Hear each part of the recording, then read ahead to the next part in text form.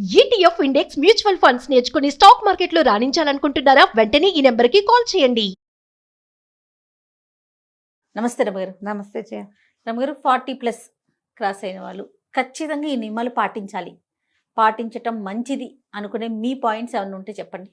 తిండి తగ్గించుకోవాలి, junk food మానేయాలి, లేట్ నైట్ పార్టీస్ అవి తగ్గించుకోవాలి, early to bed early to rise ఇది పెట్టుకోవాలి. ఓకే. ఆరోగ్యాన్ని కాపాడుకోవాలి, ఒంటరిగా ఉండటానికి అలవాటు పడాలి, పిల్లల నుంచి సెపరేషన్కి ప్రాక్టీస్కి వెళ్ళాలి. ఇన్ని ఉన్నాయి రమగారు. చాలా ఉన్నాయి. ఇంకా ఒకవేళ మీరు ఏదైనా కెరీర్లో ఉంటే నేను ఓల్డ్ అయ్యాను లాంటి భావాల్లోకి వెళ్ళకూడదు. ఓకే, అయితే ఓకే. ఓల్డ్ ఫీలింగ్స్లోకి వెళ్ళొద్దు.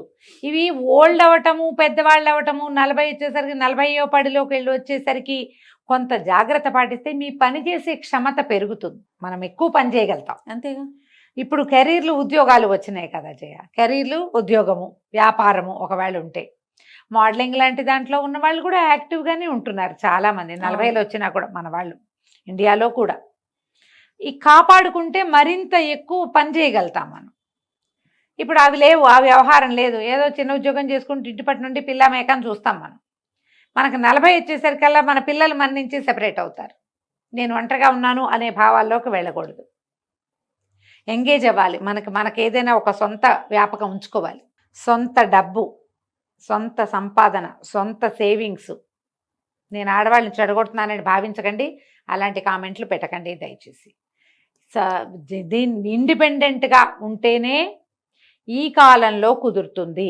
వీటితో పాటు మీకు ఏదైనా సొంత వ్యాపకం క్రియేటివ్గా ఉంటే కనుక ఏదైనా క్రియేటివిటీ ఉంటే దాన్ని ఎన్హాన్స్ చేసుకునేందుకు ఏదైనా ట్రై చేయటం, ముందు హ్యాపీగా ఉండటం, ఇది చాలా అవసరం. ఇప్పుడు ఎక్కడైనా ఇదివరకు 40s క్రాస్ అయితే పెద్దవాళ్ళు అనేవాళ్ళు, ఇప్పుడు 40 క్రాస్ అయితే పెద్ద ఏం కాదమ్మా. ఇప్పుడు ఎప్పుడు అంటారు రమగారు? ఇప్పుడు 50 దాటి 60 దాటితే ఇప్పుడు నేను పెద్ద అంటే నువ్వు ఒప్పుకుంటావా? కాదు, అంటే 60 దాటాలి. 60 దాటాలిగా. ఏమో అప్పుడు సంగతి నాకు తెలియదు, ఇప్పుడైతే కాదు రమగారు. ఇప్పుడు నేను ఓల్డ్ కాదు. నేను ఓల్డ్ కాదని ఎంతమంది ఒప్పుకుంటారు? నాతో పాటు ఎంతమంది ఏకీభవిస్తారో చూడండి. నా వరకు నేను ఇప్పుడు ఒక ఏడాది 2 ఏళ్ళుగా నేను ఎక్సర్సైజ్ విగరస్గా ఎక్కువగా చేయటం, బాగా నడిచేయటం అవి తగ్గించుకున్నాను. ఏవో హెల్త్ ఇష్యూస్ రకరకాలు ఉన్నాయనుకో, కానీ నేను ఎంతమంది వచ్చినా వంట చేసేయగలను, ఎక్కడికైనా వెళ్తే 4 అడుగులు నడవగలను. జంక్ సాధారణంగా జంకులు తిన్ను, అన్నీ కూడా తెలిసిందే. అవునండి, తక్కువ తింటాను, రాత్రిపూట ఫుడ్ తక్కువ, పూర్తిగా తక్కువ.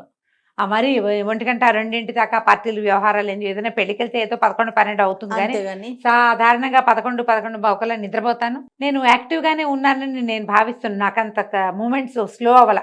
అవును అవును, నాకు ఫాస్ట్ మూమెంట్సే ఉన్నాయి, నేను గబగబా పని చేసేయగలను. అమ్మో ఇదంతా నేను ఎక్కడ చేస్తాను లాంటి భావాలు లేవు నాకు, నా వల్ల కాదు, చేయలేను.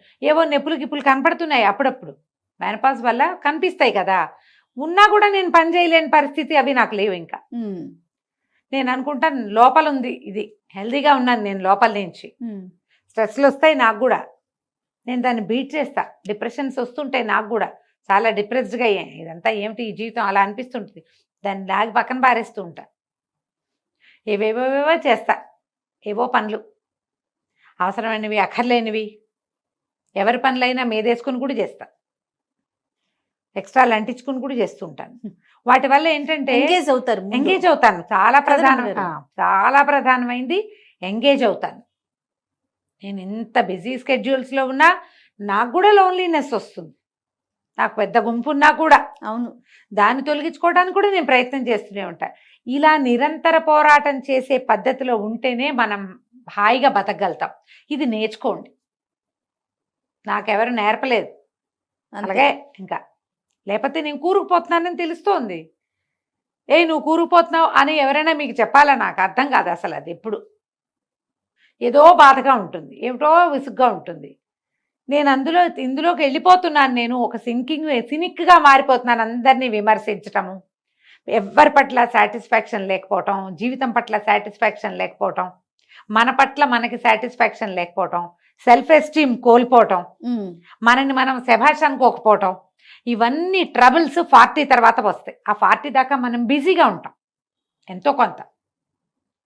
ఇక్కడి నుంచి మన లోన్లీనెస్, మనకి జనాలతో సెపరేషను, ఆ శరీరం కొంత సహకరించకపోవటము, కాస్త బ్యూటీ వ్యవహారాలు కొద్దిగా మేకప్ పెరిగి బ్యూటీ తగ్గడము ఇవన్నీ వస్తాయి. ఇవి వచ్చినప్పుడు మనం ఏం చేస్తామంటే మన మీద మనకి సాటిస్ఫాక్షన్ పోతుంది. అది పెంచుకోండి. ఓకే, ఎలా ఉన్నా సరే మనని మనం యాక్సెప్ట్ చేయకపోతే, మననే మనం యాక్సెప్ట్ చేయకపోతే ఎవడు చేస్తాడు మనని? వాళ్ళు ఎవరో ఎందుకు చేయాలి? ముందు మనం చేయాలిగా. కరెక్ట్. మనని మనం శభాష్ అనుకోవాలి. వెరీ గుడ్, నేను బాగా చేశాను అనిపించాలంటే నువ్వు బాగా చెయ్యాలి ముందు. అది ఏమైనా చెయ్యాలి. ఇది చేయకపోతే కష్టమేనమ్మా. చేయకపోతే మనం బయటపడలేం వీటిలోంచి. ఎందుకంటే మనకి సమాజాలు చిన్నవి జయ. అవునండి, నేను ఎప్పుడు ఈ మాట చెప్తూ ఉంటే జయ లోపల ఎలా ఉంటుందంటే ఏదో నొప్పిగా ఉన్న ప్రాంతంలో మళ్ళీ కొడుతున్నట్టు ఉంటుంది. ఇక్కడ మోచేతి మీద దెబ్బ ఉంది, అక్కడ మళ్ళీ దెబ్బ తగిలితే ఎలా ఉంటుంది? అలా అనిపిస్తుంది నాకు ఈ మాట చెప్పటానికి. మనకి మన అమ్మా నాన్నలకి మనం ఒకళ్ళే ఇద్దరే పిల్లలుగా మనం కూడా ఉన్నాం. కొంతమంది నా ఏజ్ ఉన్న వాళ్ళు ఉన్నారుగా. మీకు కజిన్స్ తక్కువ, అందరికీ ఒక్కొక్కళ్ళు ఇద్దరిద్దరు. మధ్యలో ఈ కరోనా దౌర్భాగ్యం వచ్చి కొన్ని పోయినాయి టికెట్లు. జనం తక్కువ. ఫ్రెండ్ సర్కిల్ మెయింటెనెన్స్ అందరి వల్ల కాదు. ఫ్రెండ్స్ తోటి కూడా తూతూ మేమే అనుకుంటూ ఉంటారు. ఒకళ్ళనొకళ్ళు యాక్సెప్టెన్సీ పోయింది. ఎప్పుడైతే మనం పాండమిక్ చూసామో జయ, ఇతరులని భరించటం అనేదే పోయింది మన దగ్గర. ఇప్పుడు అలవాటు పడిపోయిందంట. ఇప్పుడు లోన్లీనెస్సే కాదు, అవతల వాళ్ళలో తప్పులు ఎంచడం మనం ఎక్కువగా చేస్తున్నాం. ఎంతసేపు తప్పులు ఎంచుతాం. అవును. అప్పుడు ఎవరుంటారు మనకి మనమైనా ఉండాలిగా. అంతేగా కదా. మనుషులు నుంచుకోండి. 40 దాటాక ఫ్రెండ్షిప్ చేయండి. ఇది ఒకటి నేర్చుకోండి. మీకంటే చిన్నపిల్లల్ని చూసుకోండి, వాళ్ళు యాక్టివ్గా ఉంటారు. మనం వాళ్ళతో పాటు లాగేస్తాం. నాకు అలాగే ఉన్నాయి టికెట్లు, చిన్నవి చిన్న ఫ్రెండ్స్. వాళ్ళతో మాట్లాడుతూ ఉంటే మనం ఇంకొంచెం యంగ్గా అవుతాం. అవును అవును. మన ఏజ్ ఫ్రెండ్స్ మనకి ఎలాగ ఉంటారు? మన క్లాస్మేట్లు, కజిన్స్, క్లోజ్ కజిన్స్ ఉంటారు. వీళ్ళతో పాటు చుట్టుపక్కల ఇళ్లలోనో ఏ ఫేస్బుక్ ఫ్రెండ్సో యంగ్స్టర్స్ అనగానే ఎక్కడికో వెళ్ళిపోద్దామా. కొంచెం మోతాదుగా ఉండి ఉంచుకోండి ఫ్రెండ్షిప్. ఎవరితోటైనా కబుర్లు చెప్తూ ఉంటే అప్పుడు అన్నీ బాగుంటాయి. నేను ఎప్పుడో చూసాను గుడ్డి సినిమా. గుడ్డి తెలుసా నీకు? ఎవరికి తెలీదా? అందరు చూడండి, నా ఫేవరెట్ సినిమా. తెలుగేనండి? కాదు, హిందీ సినిమా. జయబాదురి యాక్ట్ చేశారు అందులో. జయబాదురి అప్పటికి చాలా యంగ్, ఆవిడ మాకంటే చాలా సీనియర్ కదా, చిన్నపిల్ల. అందులో ఒక ప్రార్థనా గీతం ఉంటుంది. సబ్కో మన్కో శక్తి దేనా మన విజయ్ కరే, దూసరో కే జైసే పెహలే ఖుద్ కో జై కరే. ఇది ఆ పాట. అపని మన్కో శక్తి దేనా మన విజయ్ కరే, మన మనసు విజయం చేయాలి. ఈ పాట ఎంత బాగుంటుందో, నేను అసలు బాగా పాడలా, ఎంతో బాగుంటుంది. ఆ 2 వాక్యాలు నాకు చాలా చిన్నప్పటి నుంచి ఇష్టం. నాకు హిందీ వచ్చిన అర్థమయ్యే నాటికి చూసిన సినిమా అది. ఎవరినో జయ కాదు, ముందు నీకు జయకారం చేసుకో. నిన్ను నువ్వు శభాష్ అనుకునే లెవెల్లో నువ్వు ఉండు. అంతే. నువ్వు ఏడ్చినట్టుండి ఏదో ఒకటి చేసేసి శభాష్ అనుకోవద్దు. బాగా చేసి, బాగా ఉండి, మనిషిగా ఉండి, సరైన వ్యక్తిగా, మంచి తల్లిగా, మంచి సోదరిగా, మంచి భార్యగా, మంచి యజమానిగా, మంచి ఉద్యోగిగా ఉండడానికి ట్రై చేయి. నిన్ను నువ్వు గొప్ప చేసుకో, నిన్ను నువ్వు శభాష్ అనుకో, నిన్ను నువ్వు సంతోష పెట్టుకో. దీనికోసం ఇతరులను బాధ పెట్టకూడదు. అది డెవలప్ అయింది ఇప్పుడు. నువ్వు హ్యాపీ అవ్వాలంటే వాళ్ళు ఏదైనా అని నువ్వు హ్యాపీ కాదు, నువ్వు అచీవ్ చేసి హ్యాపీ ఫీల్ అవ్వు. గుడ్డి సినిమా వెతకండి అందరూ, ఈ పాట కోసం వెతకండి. అబ్బో భలేగా ఉంటుంది పాట, చాలా బాగుంటుంది. అసలు ఆ 2 వాక్యాలు చాలు, ఇంకేం వద్దు. మన పట్ల మనకి డిస్సాటిస్ఫాక్షన్ ఉంటే దాన్ని పోగొట్టుకోండి. స్ట్రెస్ రిలీవ్ అవ్వడానికి ఏదైనా చేయండి, ఎనీథింగ్.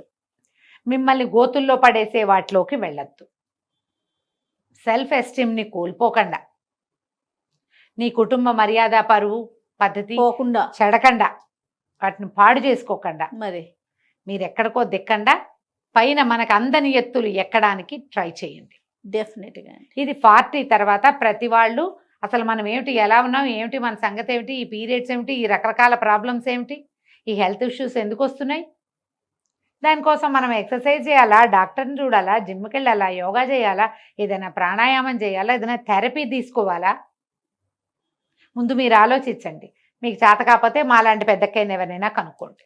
తప్పకుండా రమ్మగారు, అప్పుడు ముందుకెళ్ళండి, బాగుంటుంది. ఖచ్చితంగా. నమస్తే అండి. నమస్తే జయ.